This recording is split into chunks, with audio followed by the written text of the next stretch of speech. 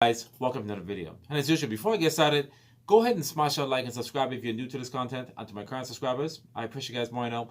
Let's just get right to it. So the Bitcoin price right now is roughly about 63,000. The Ethereum price is around the $2,700 mark. And if you take a look at the Kaspa price, it's roughly about 17 cents. You know, this is my third video in doing Kaspa, and I'm actually really excited in doing these videos because I now hold roughly about 5,800 tokens. My goal is to try to get roughly around the 15,000 or maybe the $20,000 mark of the Kaspa coin, because there's a lot of enthusiasm going on here with Kaspa, and a lot of people are not really paying attention to Kaspa. They're looking at the other tokens because Kaspa is a coin, and they're trying to chase those particular meme tokens, not knowing that Kaspa as a coin has things going on right here. Okay, they're on the proof of work concept. They have their very own KRC20 blockchain where they're actually starting to build a lot of basically meme tokens are being built on their particular platform, even though it's their blockchain. It's called the Ghost DAG. But a lot of people are now stressing interest to get it actually set up more, and I guess more on the testnet standpoint. Now, we knew that there's a 2-year implementation plan to actually go ahead and do the hard fork. And you know, took a little bit of a more deeper dive to figure out even more in reference to Kaspa, because knowing that they had a meeting basically with Binance just the other day. You know, Binance, particular basic viewership for a lot of their meetings, roughly between 5,000 and 7,000 people that are actually viewing the live. Now, for Kaspa, it's roughly about 75,000. Now, that doesn't tell you there's a lot of enthusiasm in reference to people that are interested or want to hear more about Kaspa. That should raise some sort of alarm that why is so many people actually interested in listening to Kaspa? Because they are on the same trend as Bitcoin. You know, I don't really like to talk about prices and all those different things of where Kaspa can go, but just imagine a Kaspa price as high as BNB. And the reason why I'm saying that is that if Kaspa is actually moving in that same type of trend as what Bitcoin actually follow, we consider this is a long-term project, that the 16 cents that you're looking at or 17 cents that you're looking at right now, remember just a few months ago, Kaspa was roughly around the 10 cents mark. And, you know, I wish I'd gotten into that early, but I'm actually really excited at getting in now at this particular price. The enthusiasm is there. People are actually using Kaspa to actually buy for services. Take a listen to this. To add to that, so we accept Bitcoin and CAS and Wolfies, and the Bitcoin that we accept uses the Bitcoin Lite network. Hearing that there's enthusiasm, people are actually allowing the adoption of Kaspa to actually make the move. This is exactly how it was with Bitcoin in the early stages. Yes, a lot of people want to build tokens on the KRC20 platform and the testnet, and you know the language in which Kaspa is actually built on, it's called the Go language or Go language, web-based type application that's very, very powerful. It's used for, you know, different type of multi-platform, different operating systems that it can actually host, and can be used on many different type of browsers that it can actually be utilized on and going forward. Now, I know we heard a lot about the Rust language. Now, what is Rust? Rust is actually a compiler. Now, what is a compiler? A compiler is basically when you do write a programming language, you want to see if there's any issues with it from executing. Let's say if you write a simple program to calculate some numbers, and you go to run that program, you'll see that there's some error messages that said, oh, it cannot run because, or it's not properly written because of this problem. So you have to go in and troubleshoot, and if you know the language very, very well, you will go ahead and look at the message that is saying why particularly the language failed to run. That's called compilation. It compiles. So Rust is more of a compiler. When they're running the language to try to make it run properly, they run it through a compiler, and it lets you know, oh, maybe there's a comma here, or there's a too much space here, and it compiles. Now, Rust is very, very powerful. It's high security. It's very, very robust. And the only thing with Rust is that, not even I know it, is that from what I'm reading, it's very, very steep. It's a very, very hard language. It's more of a high learning curve to actually learn the language. And the fact that they're going through this particular line, it reminds me of Bitcoin, because Bitcoin was pretty difficult to really understand the whole programming language from reading the white paper and looking at the whole concept, but it was very, very high security. And the fact that Kaspa is following the same trend, this is why you see Binance is actually giving them attention. Now, for the Kaspa mining tools, and they go ahead and show you how to go ahead and do mining. And the fact that Binance is actually allowing the mining pools for Kaspa this to let you know that if Binance is actually involved, they are really interested in what Kaspa is actually doing.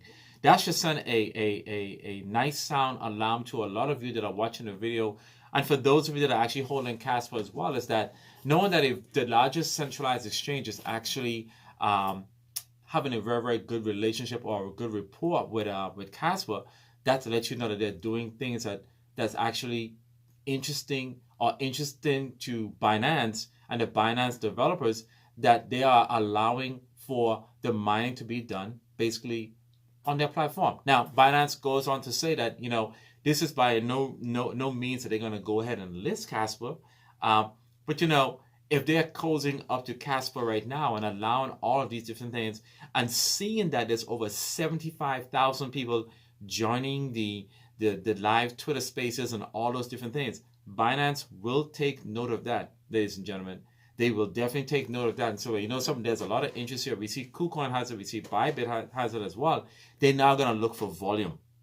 And as time goes on, more and more people are going to go ahead and download the Caspian wallet and go ahead and use what is known as self-custody. And this is what you want to see with a token that is being endorsed by a reputable centralized exchange. That means that other centralized exchanges are going to come. So, this is the reason why, again, I like to lift the hood and find out what's going on with a particular token that I'm going to talk about. And I'm very, very comfortable to be talking about Kaspa because I can see the direction that they're going. And this is definitely going to be a token that will definitely be in the top 10. I'll say Kaspa is probably going to be around, as time wants to start to settle, around the 6th or 7th spot. Because with the market cap that it's going to produce, the fact that right now it's over a $4 billion market cap, it easily can get to roughly a $10 billion market cap once it goes on Binance, or even further. It can be a $30 million market cap. And this is the reason why I say, hey, you can very well start to project and say that, let's just wonder how long would it take for Binance numbers to reflect the Kaspa numbers, seeing Kaspa at a $400 price chart. And people will look back and be like, wow, I do remember when Kaspa was at 16 cents and all that. How did I miss that? Because you didn't take the time to do the research. You listen to a lot of different people talk about different memes because they're going ahead and pumping those tokens, where the one that was actually doing all the development like Kaspa was right there in front of your face. Now, look, I've been in the Telegram group, been in the Discord. The Telegram group have roughly about total 50,000 members that are actually a part of Telegram. Okay, Discord roughly about 40,000.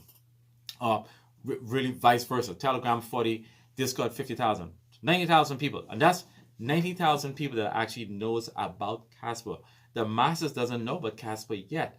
Once the word gets out and they start to hear a lot about Kaspa, we start seeing 100 to 300,000 people in the Telegram group. Now, I don't see or even know if there's a VC chat going on. Every time I visit in there's no VC chat, but as things start to pick up, who knows, maybe they may have a VC chat where you can start hearing people actually start to talk about Kaspa. But I think the reason why they may, in fact, and I can be wrong, why there's no VC chat that's going on, because it will feel more like a meme. And I think maybe that's the reason why they don't really have like a VC chat, because the same as if it's more of a pump, people driving up the price and they go ahead and sell everybody. Maybe that's the reason why, this is just my speculation, why it's not there.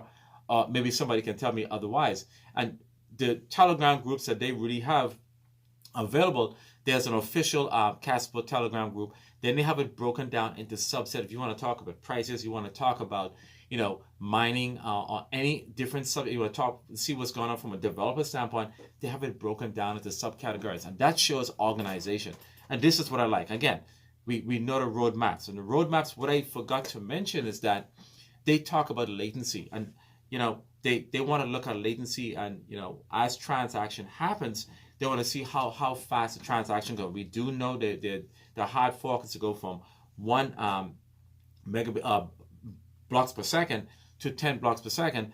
This is that innovation that they're going through, a slow, meticulous process, so they can fine tune and look at all the things that they need to work on before they bring it to prime time production environment. That's where that testing is going to come in really, really good. And again, people are asking questions on how to go ahead and create meme tokens on the KRC20 platform. So there's a lot of interest here. And again, this is the reason why I'm excited to be doing videos about Kaspa, because Kaspa has the fundamentals and all the things that it would take to actually look very, very similar to what Bitcoin is doing, and that price will definitely reflect that as time goes on. I mean, just look around at the landscape of all the different things that other meme tokens are. We see Doge is sitting there in that 10 spot. Doge is not doing nothing, but Doge definitely has Elon on his side.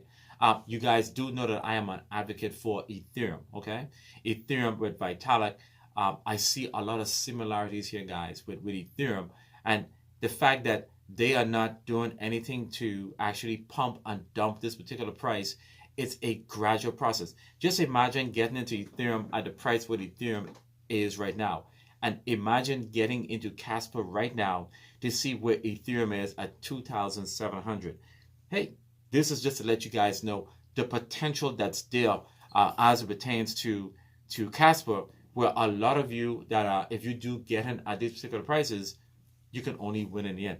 This is definitely a long-term play, like what I'm doing with Ethereum. And somebody asked me, well, how much actually Kaspa would be a good amount to get? I mean, in my opinion, my gold bag is 15,000. I have about 5,800 right now. Is there going to be a correction that's going to be happening? You know, we don't know if there's going to be a correction that's going to be happening anytime soon. This is the reason why you want to get in now before those corrections happen, when you can go ahead and dollar cost average. Because again, the enthusiasm is there, and a lot of people are now starting to pay attention to Kaspa. Hey, XRP and all those other tokens are done. There's no controversy here with Kaspa. There's no SEC taking a second and third look at Kaspa. Will Kaspa one day be listed as a spot ETF? Don't know. But if it makes its name, I mean, we don't hear about Kaspa blockchain freezing like Solana, okay? That's why I say it's getting to the point where the hash rate is definitely going to improve over a period of time. So if you like what I'm saying, guys, go ahead, like, share, subscribe. If you guys want to support the channel, in the description, you can see where it says to buy me coffee, because that allows me to use that fund to go ahead and do even more research to get even more information, as well as DCA into buying even more Kaspa and spreading the word of Kaspa from a technological standpoint, that a lot of people can truly understand what they are doing.